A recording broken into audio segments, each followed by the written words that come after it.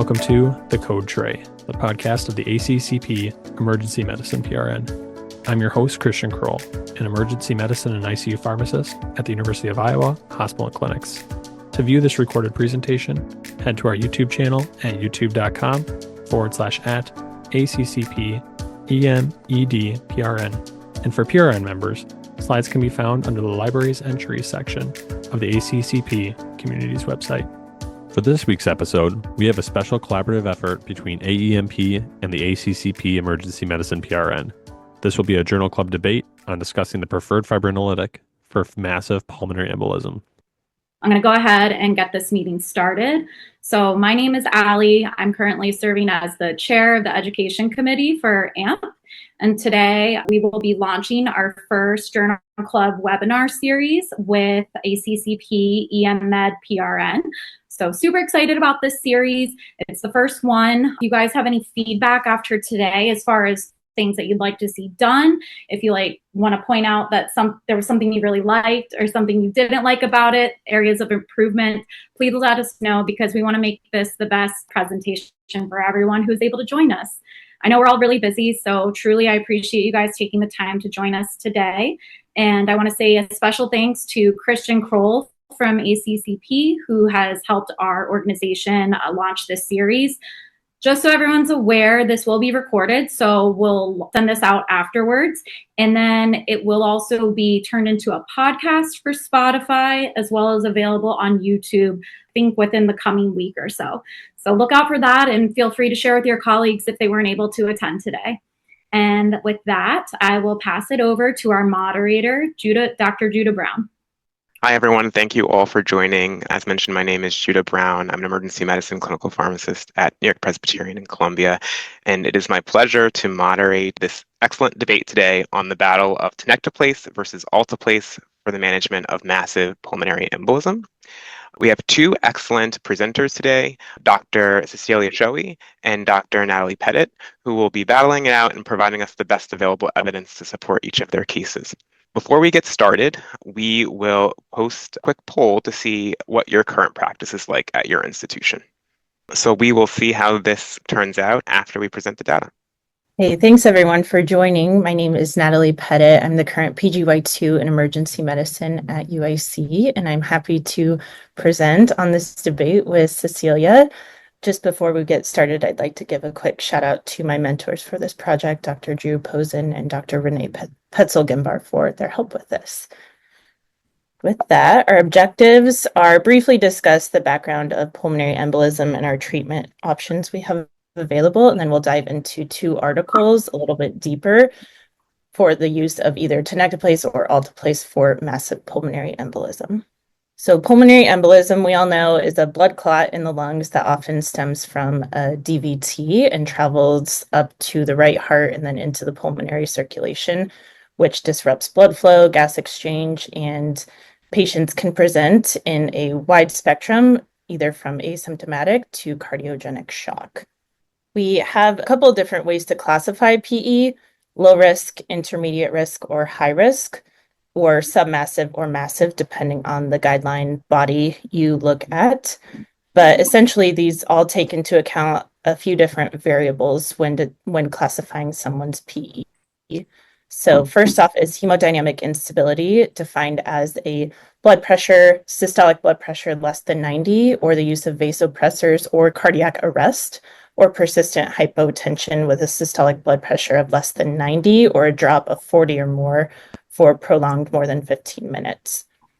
The PESI, or Pulmonary Embolism Severity Index, is a screening tool used to classify the 30-day or in-hospital mortality of someone presenting with a pulmonary embolism, and takes into account the patient's age, sex, past medical history, and vital signs on presentation.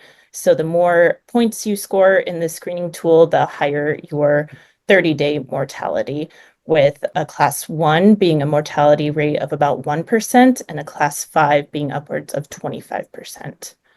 Right ventricular dysfunction also indicates more severe pulmonary embolism that can be identified on bedside echo or with your CT-PE scan. And then markers of myocardial injury, such as an elevated troponin or BNP, can classify a more high risk or intermediate risk pulmonary embolism. So if any patient presents with hemodynamic instability, they automatically get the classification of high risk or massive PE, versus those without the shock are classified in intermediate risk or low risk, and then markers of right ventricular dysfunction or that myocardial injury places you in that intermediate risk or submassive group. We have some guideline recommendations on the treatment specifically in massive pulmonary embolism. So first, from the American College of Chest Physicians guideline, recommends systemic thrombolysis for patients with hypotension, so our high-risk patients, or those who deteriorate after starting anticoagulation therapy, but both of these are weak recommendations. The American Society of Hematology guidelines also recommend systemic thrombolysis for those with PE and hemodynamic compromise, again, are high-risk patients. And they do make a recommendation for those with submassive or intermediate risk patients, is more of a risk-benefit discussion for younger patients or those with low risk of bleeding. Some other options for pulmonary embolism that won't be discussed today are thrombectomy or catheter-directed thrombolysis or ECMO. Now, looking at our agents that we'll be talking about today, Alteplase and Tenecteplase. So Alteplase is a second-generation thrombolysis or thrombolytic, and Tenecteplase is a third-generation thrombolytic. Both of these are serine proteases that bind to fibrin in the thrombus and convert plasminogen to plasmin to facilitate breakdown of the fibrin clot. And Tenecteplase was engineered to have a 15-fold higher fibrin specificity than Alteplase, which is theoretically making it more specific to fibrin and have less bleeding risk. And it has also been engineered to be more resistant to breakdown by plasminogen activator inhibitor than Alteplase, so making it have a longer half-life than Alteplase. Looking a little bit more at our agents, so Alteplase has an FDA-approved indication for pulmonary embolism, where Tenecteplase use in this indication is off-label. The dosing varies slightly, so for Alteplase, it can be broken down into patients with high-risk PE, but those with a pulse and without a pulse. So in our patients with a pulse, the dose is 100 milligrams over 2 hours, or you can give a 10 milligram bolus upfront, followed by that 90 milligram infusion over 2 hours. And there have been some studies to look at half dose for this indication as well. In cardiac arrest, the dose is 50 to 100 milligrams given IV push over 2 minutes, and then continued CPR for at least 15 minutes after that. And you can see the half-life of Alteplase is relatively short with 5 minutes. However, the fibrinolytic activity persists for up to 1 hour after the infusion is stopped. For Tenecteplase, there's no established pulmonary embolism dosing recommendations, so they are using the acute myocardial infarction dosing, which is a weight-based dose. So for patients less than 60 kilograms, the dose being 30 milligrams. And then for every additional 10 kilograms above that, you add 5 milligrams to the dose with a maximum dose of 50 milligrams. And the dose is the same for patients both with a pulse and without a pulse in the setting of high-risk pulmonary embolism. The half-life is longer, anywhere from 90 to 130 minutes, and again, it's given as an IV push over 5 to 10 seconds for all indications. And both of these agents are manufactured by Genentech, and the pricing is about the same, both about $10,000 for the full either 100 milligram vial for Alteplase or 50 milligram vial for Tenecteplase, which is a good resident salary chunk. But Tenecteplase, I was just talking to our hospital, it's slightly cheaper. And with that, I'll turn it over to Cecilia to present our first article. All right, so our first study, which is going to support essentially the use of Tenecteplase in these patients for massive pulmonary embolism, is called Mortality Outcomes with Tenecteplase versus Alteplase in the treatment of massive pulmonary embolism. So the purpose of this trial was to compare the safety outcomes compared to Alteplase versus Tenecteplase in our patients with massive pulmonary embolism. The authors hypothesized that patients who received Tenecteplase would ultimately have similar mortality at 30 days, and then Tenecteplase would reduce the rate of major bleeding events. Look at the methods of the studies. This was a multi-center registry study that was done from January 2012 to July 2023, so just over 11 years worth of data. And this was conducted through the TriNetX database, which is essentially just a global health research network that provides de-identified data from a number of healthcare organizations kind of across the United States. So it includes approximately 96 million patients within 57 healthcare organizations, so pretty well represented throughout the United States. We look at inclusion and exclusion that the authors used for this trial. Their inclusion criteria was patients who were 18 years of age, who were diagnosed with a pulmonary embolism, and they utilized the ICD-10 code for pulmonary embolism. And then they looked at patients who received either TNK, Tenecteplase, or Alteplase. They had no predefined exclusion criteria, but as we'll talk about later, there were a few patients they did end up excluding. And then ultimately, they placed patients into one of two cohorts. So cohort 1 was a PE diagnosis that was then treated with Tenecteplase within 7 days. And then cohort 2 was a PE diagnosis that was treated with Alteplase within 7 days of that diagnosis. Looking at outcomes that they were looking at, one, their primary outcome was specifically mortality, so on or after the first day of diagnoses for up to 30 days. So essentially a 30-day all-cause mortality. In terms of safety outcomes, they were looking at rates of reported ICH or intracranial hemorrhage and then reports of major bleeding. Given that this was a registry study and they weren't able to analyze all patient charts to really identify major bleeding, they defined this by the frequency of any blood transfusions.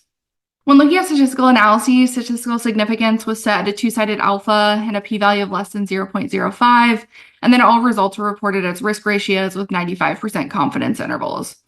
They did do propensity matching to help decrease the risk of some confounding variables, given, as you'll see, the number of patients that received Alteplase was a lot larger than our Tenecteplase group. They utilized things like age of PE diagnosis, race and ethnicity, sex, and then past medical history. So things like hypertension, diabetes, heart failure, and previous cardiac arrest at baseline. They also looked at things like anticoagulation use with either heparin or enoxaparin and propensity matched based on anticoagulant use. And then specifically looked at patients with a systolic blood pressure less than 88, and then those with an oxygen saturation less than 88%, to try and look at patients that were a little bit worse off or maybe more severe at baseline. In terms of enrollment, they did note that they had a number of patients that were excluded due to the outcome occurring essentially at a time prior to the indexed event, or given that it was a registry study, they weren't always able to identify whether the PE or maybe the ICH occurred at the same time, just because of the way the data was reported. So they did have to exclude a number of patients for this. They did note no patients were excluded on the outcome of mortality. So essentially no patient died at exactly the same time the PE was occurring, and they weren't able to identify that. But they did note that 18 patients in cohort 1 and then 10 patients in cohort 2 were excluded on the basis of the ICH outcome. And then as far as frequency of blood transfusions, 16 patients in cohort 1 compared to 26 patients in cohort 2 were excluded. And so ultimately, you can see here, they had originally identified 285 patients that were treated with TNK compared to 22,000 patients that were treated with Alteplase. And so then once they did their propensity matching to identify and group patients, they had 283 patients per group. When looking at baseline characteristics, I've listed here the before propensity matching and then after propensity matching. We'll focus more on the after propensity score matching. But as you can see before in the propensity score matching, they're pretty different between groups, likely just due to that number of patients, differing number of patients between groups. But on average, after propensity matching, most patients were about 60 to 63 years of age, with just under 50% being female. As far as past medical history, no major differences between groups after propensity matching. And then specifically looking at our anticoagulant use, so slightly more patients in our Alteplase group utilized heparin with about 60% compared to 53% in our TNK group, but not statistically different. And then about 16% of patients in both groups received enoxaparin before fibrinolytic. Additionally, when looking at some additional baseline characteristics, you can see the reported oxygen saturation in our after propensity score matching. So not different between groups, but about 65 to 70% between the groups, specifically looking at patients that had that 0 to 88%. About 28% of patients fell into that group within both the TNK and the Alteplase group.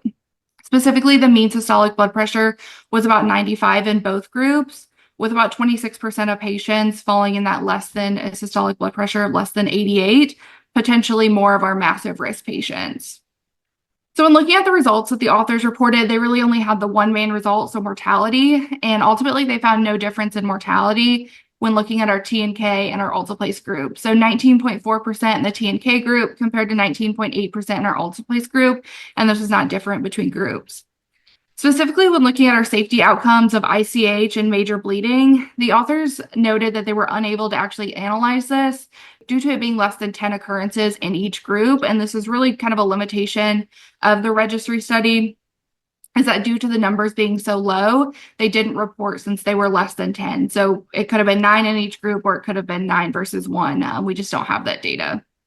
And so the authors concluded that in this large retrospective multi-center study utilizing this real-world evidence, they found no difference in mortality, but that ultimately there were too few incidences of this intracranial hemorrhage or blood transfusion to really analyze between the two thrombolytics. And they concluded that further studies are likely needed to really determine our optimal dosing strategies that of TNK that we're using for this treatment of massive PE. And so that brings us to our critique. We'll talk through some strengths and limitations of this study. I think some major strengths are, one, it was a large real-world data set across 57 healthcare organizations within the United States, so pretty generalizable to our true patient population. I also think it's a strength that they propensity matched to help control for some of those confounding variables. As you saw in the baseline characteristics before that propensity matching, groups are not very balanced. And so I think propensity matching and helping trying to get even groups is a strength. I also think using a patient-centered outcome, such as mortality, helps get to the real outcome that we're trying to prevent here and prevent in patients. And so I think looking at something like mortality as a primary outcome was a strength. Also, low rates of ICH and major bleeding, though they didn't report the actual incidences of these, we do know there's low numbers between groups. Of course, there are some limitations to note and talk through. So this was a retrospective review. And so we don't really have the individual patient characteristics, given that it was retrospective and a registry study. So we're missing a lot of those key characteristics and patient factors that we would like to be able to analyze in a study looking at pulmonary embolism. We also don't have any data on the dosing that they use for these patients. Probably safe to assume that in TNK, they use that STEMI dosing that we typically use for PE. But as far as Alteplase goes, we have anywhere from our high dose to our lower dose, that 50 milligram dose. So we don't really know exactly what they were doing for these patients. I also think definition of massive PE that they ultimately use, especially in their title, saying these are patients with massive PE, they really only had about 26% that had a systolic blood pressure less than 88 or that persistent hypotension. So I don't know that all of these patients were truly a massive PE patient population. We also don't have data on other therapies provided, so things like mechanical thrombectomy or catheter-directed thrombectomy, so we don't really know how those potentially influenced outcomes and mortality. And then we don't necessarily have any data on absolute or relative contraindications that patients may have had. So with acute ischemic stroke, our contraindications are pretty set in stone, whereas depending on whether it's a massive or intermediate risk PE, our contraindications can blur just a little bit. And so that kind of brings us to why Tenecteplase over Alteplase. So I think especially in this study, they showed similar rates of mortality as compared to Alteplase. And as we'll talk about, a lot of our other studies too for different disease states have shown non-inferiority with TNK. So it's shown non-inferiority and potentially superiority in other disease states. And so I think that's kind of a strength for using it in our PE patients. Also, there's been mixed results on rates of bleeding with Tenecteplase. The second study we'll talk about maybe showed higher rates of bleeding.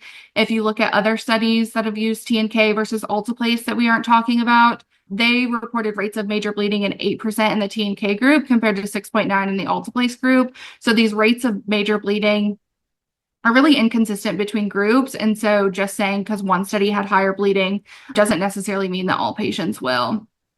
I also think easier dosing regimens with TNK. We have a pretty set in stone dosing regimen, especially for now with utilizing our STEMI dosing, whereas Alteplase, there's 5 different dosing regimens that you could utilize that are all going to have different rates of bleed. I also think potentially decreased risk of medication errors if we have one thrombolytic that's used on formulary. If you have both thrombolytics on formulary, the risk of potentially utilizing the wrong one or utilizing the different dosing regimen is potentially higher. And then potentially a lower cost with utilizing TNK compared to Alteplase is also another strength to utilize it. I do think there's some considerations to know and things that we might need to consider when utilizing TNK and PE is potentially the optimal dose, with some studies showing maybe higher bleeding. potentially utilizing a different dose than our STEMI dosing, maybe more of a stroke dosing in these patients to still get efficacy and safety outcomes. And then also looking at contraindications in these patients and specifically which patient populations we're choosing to use this thrombolytic agent in. Right. And then I just have a few critiques of Cecilia's article. Again, she mentioned that because it was a registry database, individual patient records were not viewed for the outcome analysis. Authors noted that the patients had to be treated to meet inclusion criteria were treated within 7 days of PE diagnosis. Well, there's no established timeline like we have for acute ischemic stroke within that 4.5-hour window. There is guideline recommendation to treat with systemic thrombolysis within 48 hours, and some bodies go to say within 8.5 hours for best results. Also, Cecilia mentioned the oxygen saturation is not part of that high-risk criteria. While it might indicate a sicker patient, it does not quite fit the definition, which in their title they said, looking at massive PE patients. Authors also excluded patients with intracranial hemorrhage and blood transfusion outcomes that they noted in their database because, quote, the outcome and index event occurred within hours of each other, and they could not distinguish which event occurred first. But I think we know which event likely occurred first based on this criteria. Again, the rates of hemorrhage were too low to analyze or report in absolute numbers, but had they included those patients they originally excluded, we might have met that 10 patient threshold to report some sort of difference between groups. Again, weight and dosing were not collected. TNK for this indication is being used as a weight-based drug. So as pharmacists, I think it's prudent that we assess the dosing used. And their overall mortality was relatively low for massive pulmonary embolism at about 19% in both groups, which is more suggestive of our intermediate PE mortality rates. And then, although they did their best to propensity match the patient cohorts with 20,000 subjects in the one group and 300 or so in the TNK group, I'm a little skeptical that there are stats good enough out there to equalize the patient cohorts. And now moving into our second article, which I will present in the argument for Alteplase, which is titled Tenecteplase versus Alteplase, a comparison of bleeding outcomes in massive pulmonary embolism, also known as the TACO PE trial.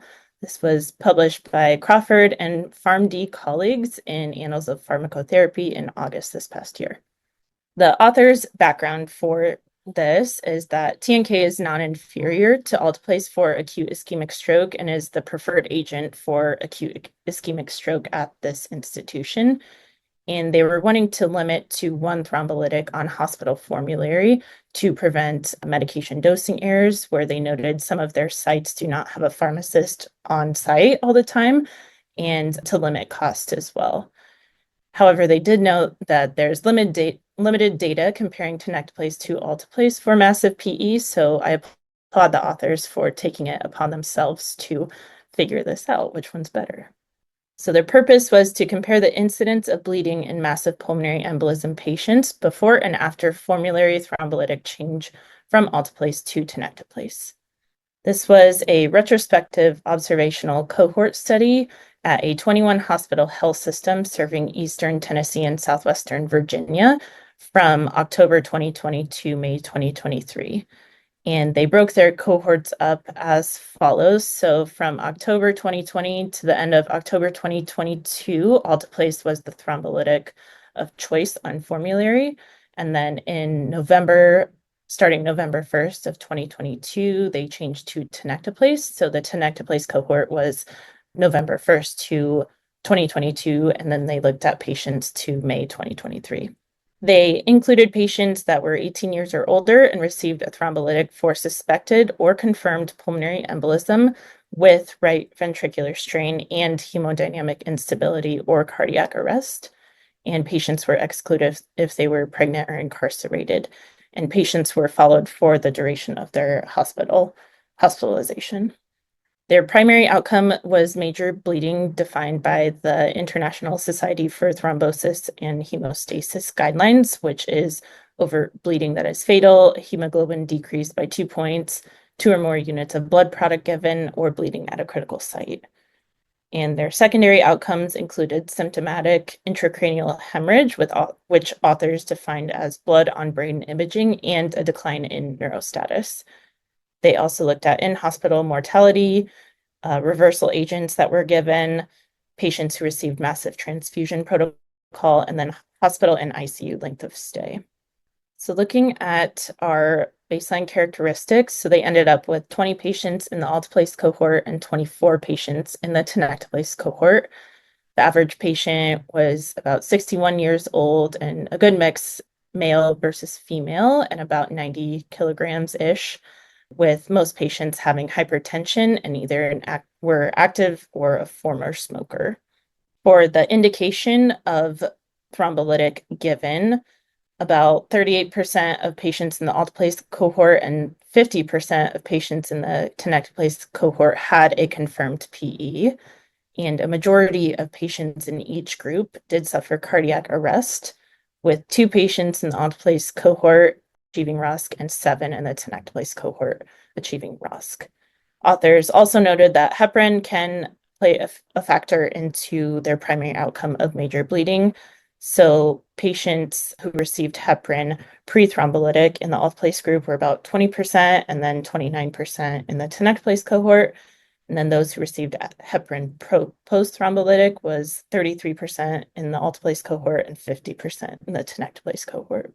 So looking at the dosing used, so authors followed the dosing that we discussed earlier, with the median Alteplase dose given just shy of that usual 100 milligram dose. And then patients in the Tenecteplase cohort, the median dose was 50 milligrams.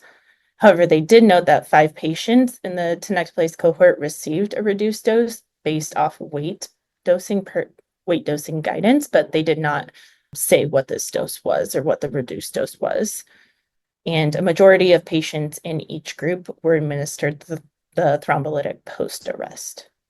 Now, looking at our outcomes, again, our primary outcome of major bleeding was 1 patient in the Alteplase cohort and then 4 patients in the Tenecteplase cohort, with 1 patient in the Tenecteplase cohort meeting that symptomatic intracranial hemorrhage criteria, which again is blood on imaging and a decline in neurostatus. For in-hospital mortality, 15 patients of the 20 in the Alteplase cohort and then 20 of the 24 in the Tenecteplase cohort died during their hospital stay.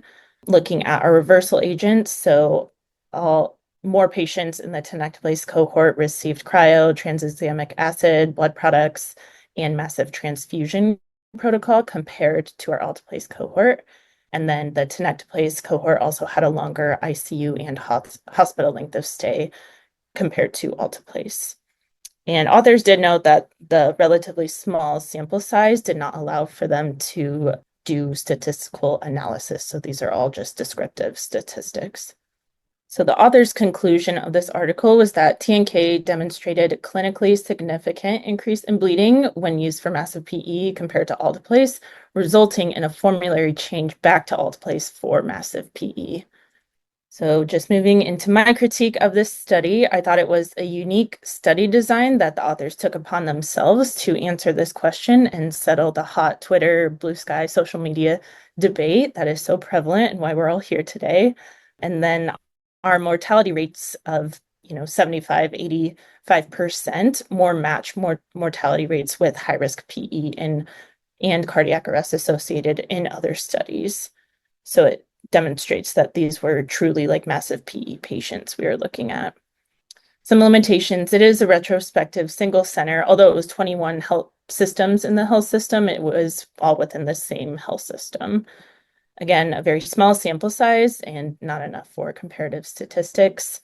Only half of the patients had imaging confirming the PE, but as we know, sometimes these patients can be too acute to get them in a scanner or do a bedside echo. So I think this is pretty generalizable to patients that we see in the ED. And while they noted the heparin or who got heparin, it's unclear how that factored into the bleeding, as anti-10A or APTT levels were not reported in these patients. Some additional thoughts that I had: while they noticed more clinically significant bleeding in the TNK cohort, it begs the question, is this related to the dose? Because this is There's no established dose for massive PE or PE in general for the use of Tenecteplase. And then given its longer half-life, is there some considerations we should take into when to start anticoagulation after TNK administration? And there was more ROSC in the TNK group, 7 patients compared to 2 in the Alteplase. However, authors noted that no patient who experienced cardiac arrest survived to hospital discharge. So my overall thoughts of why we should keep Alteplase over Tenecteplase for use in massive pulmonary embolism. Again, there are mixed results on the rates of major and minor bleeding with Tenecteplase compared to Alteplase. No established dosing regimen for Tenecteplase in pulmonary embolism, and we're using the STEMI dosing guidance. And that requires knowing a weight for the patient. And just in my very few months of being an emergency medicine pharmacy resident, I can't even count how many times we're asking each other, how much do you think that patient weighs, or the bedside scale or the bed scale isn't working, and you're just guessing. So it's not, ideal to not have an accurate weight for this indication, given the high risk of the drug. TNK has shown non-inferiority compared to Alteplase for other disease states. It hasn't shown its superiority yet. And evidence, well, actually mixing up the drug and administering it, evidence supports that there is actually similar administration time between Alteplase and Tenecteplase, and that was in a recently published article earlier this month that was at Yale New Haven Hospital that saw no difference in the time to administration with Tenecteplase versus Alteplase. And then we also have maybe a patient population where TNK is maybe harmful.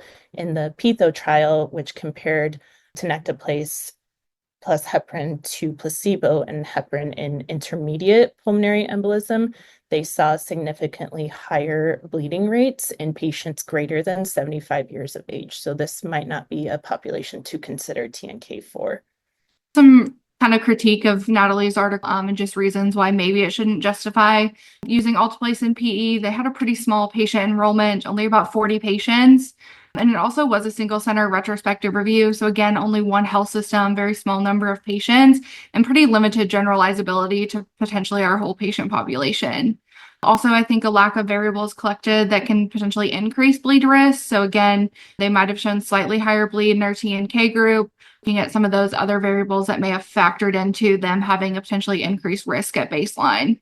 They also only found one case of actual intracranial hemorrhage. The others were just defined as major bleeding, which, as we saw in the definition, could just be a drop in hemoglobin of less than 2. So potentially maybe these patients didn't have as big of a bleed or a major bleed than we think. And then also just this rate of bleeding is not necessarily consistent between trials with Tenecteplase, especially in a lot of our stroke trials and even some of our other pulmonary embolism trials. The rates of bleeding have been no different compared to Alteplase and our Tenecteplase groups. All right. Thank you both for such awesome presentations supporting or refuting the use of Tenecteplase or Alteplase for massive PE. As stated previously, I think this is a timely discussion as many of us are going through these conversations with our teams in order to provide safe and effective medication therapy. So I guess we'll get right into it, and hopefully we can continue this debate a little bit more. But I guess the first question is, based off of the evidence that you both presented, why do you think that there's been such a delayed uptake in the use of Tenecteplase for the management of massive PE? I think, as we said earlier, many institutions are converting for other indications, and it seems like there may be some evidence to support its use. But why do you think that there's a significant delay here for PE? Yes, I can take this question first. So I think the biggest reason that comes to mind is the dosing strategy. So again, there's not an established dosing regimen. And just some thoughts that people have had on this is how the drug is getting to the site of action. When given intravenously, the lungs see the full cardiac output, and thinking that maybe this dose is potentially too big, is that contributing to higher rates of bleeding? It's also a bigger surface area, so it's a kind of complex question to consider, versus as it's used for in STEMI, that the coronary arteries only see 5% of cardiac output with up to that 50 milligram dose. And if so, that's what they use it for. So I think the biggest issue is just how to dose this drug for this indication, and there's just really not enough data to support a good dosing regimen. I think at baseline, we do have data to suggest similar efficacy, but from a safety standpoint, just not enough data to confirm one over the other. Yeah, I think I can echo kind of what Natalie said. I think really the biggest reason is one of the first trials looking at Tenecteplase was the PITHO trial, and like our intermediate risk patients which showed a potentially higher risk of bleeding. And so I think that kind of maybe lagged behind then the data looking at Tenecteplase in this patient population. And so I just think with the number of studies being a smaller number of studies that have looked at comparing Alteplase to Tenecteplase, I think that's probably contributed to kind of why health systems have maybe held off on utilizing this agent for like both patient populations. Yeah, and secondarily to that, and I think you both alluded to this, like we're using this off-label, we're using dosing sort of extrapolated. Do you think that given Alteplase has an FDA-approved indication for PE, does this make it the safer, better choice? Do you think that is rationale that we should use when going to our institutional committees for considering one agent over the other? I can answer this one first. I think it definitely probably plays a role into consideration, given it is the FDA-approved agent, but I don't think that necessarily should dictate kind of which agent we're adding to formulary. I think if we only looked at FDA-approved agents, we would all have index on formulary, and we know we all don't have that. So I think while FDA formulary might be important, I think it's really looking at the primary literature and kind of seeing what we're seeing there versus just necessarily looking at the FDA approval. I think that given its approval indications, just states that we do have the data to support its use, and if it's not broke, don't fix it.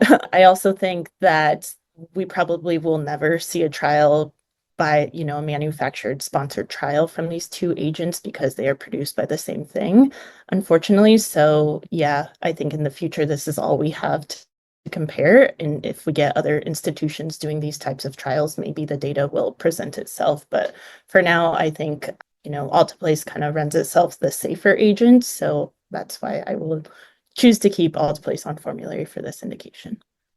Cool. And I think you both spoke on this a little bit previously, but a lot of our data surrounding the use of Tenecteplase is in alternate patient populations, whether that be an intermediate risk or submassive PE, where we have a lot of our more prospective data. Do you think that using this retrospective data that you both presented is enough to support the use for Alteplase or Tenecteplase in this patient population? Yes, I can take this one first. So I think it's a little concerning that even with retrospective data, we are seeing some higher bleed rates, major and minor bleed rates. Specifically, the PITHO trial saw increases in minor bleeding too, which is not as severe, but something to consider when deciding to use this high-risk medication. So while it's not the best information, it is, what we have to go on. And given those risks, I think even in the swing towards higher bleed rates with Tenecteplase is hesitation for me enough to keep with Alteplase. Yeah, and I think that's definitely a fair point. But I mean, given again, like in a lot of our disease states, most of our studies are retrospective in nature, just because these drug companies aren't always going to put the money out to support some of these trials. So I think that's, again, kind of the data we have to go with. I think there is maybe some room to kind of figure out the optimal dosing and maybe the preferred patient population for PE, whether that's with Alteplase or Tenecteplase. I do think there's kind of enough data to support potentially using Tenecteplase for these patients. Great. And taking some questions from the chat, question for Dr. Pettit was, what was the duration of CPR after thrombolytic administration? Was it similar between the two cohorts? And was this maybe a factor in the increased ROSC seen in the Tenecteplase group? Yeah, that's a good question. I didn't see the authors commented on the duration of CPR, but as we know that's a hot debate in itself too, that the recommendation from guidelines is at least 30 minutes post-administration of Alteplase in massive PE, but that's a good question if, CPR wasn't continued for an ample amount of time and, people just didn't give the drug a chance to work, which is why rates of ROSC were lower in the Alteplase group. But that's a great question. Okay. Any other questions for our presenters? And then we'll give them a couple minutes to provide their final thoughts. If not, I have more questions. I guess one additional question that I had was in terms of anticoagulation in these patients. I think both of you also presented a little bit on this as well. But what are your thoughts in terms of systemic anticoagulation in regards to either agent, Tenecteplase or Alteplase, when managing these patients with massive PE? I mentioned earlier that given Tenecteplace's longer half-life, the drug might just be sticking around a little bit longer, so adding anticoagulation too soon might increase the risk of bleeding. And we don't really have any guideline recommendations on when to start anticoagulation with Tenecteplase use for massive pulmonary embolism, but it seems to be that patients or that investigators are following Alteplase guidelines with starting anticoagulation simultaneously, if not after the thrombolytic infusion. And I'm not quite sure how that factors in, but just theoretically might be more risk of bleed upfront earlier on after thrombolytic administration. One additional question that we got in terms of logistics. And so for those EDs or practice sites that don't have 24/7 pharmacy coverage, would you recommend one agent over the other? Any concerns with mixing, dosing, et cetera? I think if you really have, no ED coverage 24 hours, I think having one agent on formulary is definitely going to be key to probably try and prevent any dosing errors. I think potentially if you have Tenecteplase, again, that dosing is a little bit simpler. There's potentially no math with your dosing based on weight. Whereas Alteplase, again, you have multiple different dosing regimens that you could be utilized. And so trying to figure out which dosing scheme is going to be best for that patient could potentially bring up some risk. Whereas Tenecteplase, it's just our one dose based on weight. We don't have all these different dosing schemes to think about. I'll argue and say that there's no weight consideration for Alteplase. It's just more a matter of bolus, no bolus, half dose or not, which is the same no matter what the patient, how much they weigh. I also think that with the infusion administration offers a benefit that if you do notice bleeding, you can turn off the infusion, and given its shorter half-life, can maybe get a handle on the bleeding incidence earlier on, and potentially a shorter duration of bleeding, although that's not proven in any literature yet, but just something that you can quick turn off versus waiting for the drug to wash out with its long half-life. One general question that was added to the chat was there's any consideration in terms of duration of CPR after thrombolysis with Alteplase or Tenecteplase, and if that plays into anything clinically with deciding whether to have both. Necessarily kind of just on the data that we've presented that really either agent should differentiate time for CPR. I don't necessarily think the half-life plays into that. I think it's more just getting the fibrinolytic or getting the agent circulated. And so I don't know that either agent would really influence kind of how long we're doing CPR in these patients. I would about at least 15 to 20 minutes for whichever agent we're utilizing. I would agree. I don't know the data if it makes sense.